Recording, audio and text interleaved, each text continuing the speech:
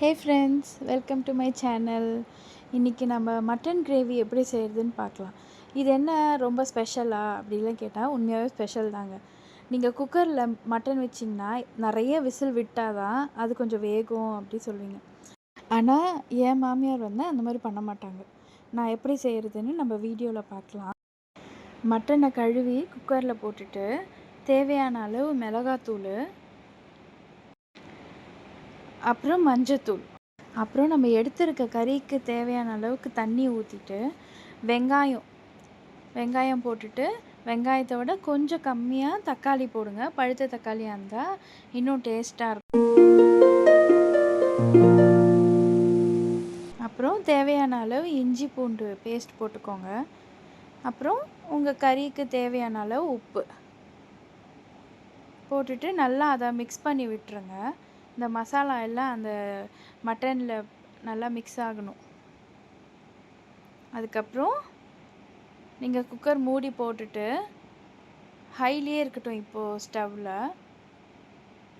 இப்போது அந்த ப்ரெஷர் வரும்ல, அது வந்ததுக்கப்புறமா நீங்கள் வெயிட் போட்டுட்டு சிம்மில் வச்சுருங்க. கொஞ்ச நேரத்தில் விசில் வரா மாதிரி அந்த வெயிட் வந்து ஷேக் ஆகும். அந்த விசில் வந்துடக்கூடாது.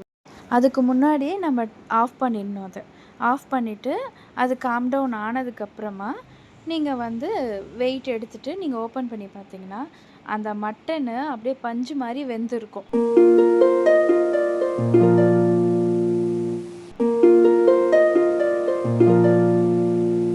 இப்போ நான் உங்களுக்கு காட்டுறேன் பாருங்கள் எந்த அளவுக்கு சாஃப்டாக வெந்திருக்குன்னு. நம்ம விசிலே விடலை.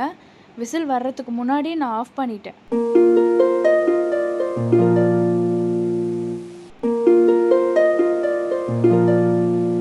அப்புறம் ஒரு பேனில் எண்ணெய் ஊற்றிட்டு தாளிப்புக்கு வெறும் இஞ்சி பூண்டு பேஸ்ட் மட்டும் போட்டு அந்த ஸ்மெல்லெல்லாம் போனதுக்கப்புறமா கொஞ்சோண்டு கருவேப்பிலை போட்டுக்கோங்க. கருவேப்பிலை போட்டு அதுவும் கொஞ்சம் நல்லா வதங்கட்டும்.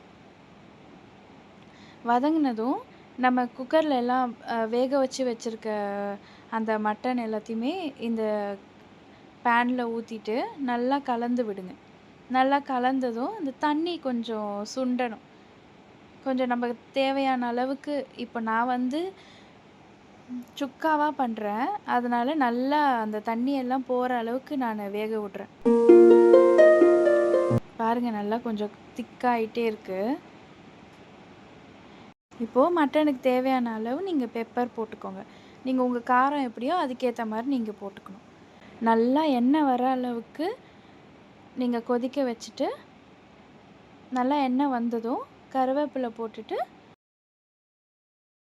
ஸ்டவ் ஆஃப் பண்ணிக்கோங்க. டேஸ்டியாக ஈஸியாக மட்டன் கிரேவி ரெடி. நீங்களும் இதை வீட்டில் ட்ரை பண்ணிட்டு எனக்கு கமெண்ட்ஸில் சொல்லுங்கள் எப்படி இருந்ததுன்னு. தேங்க்யூ.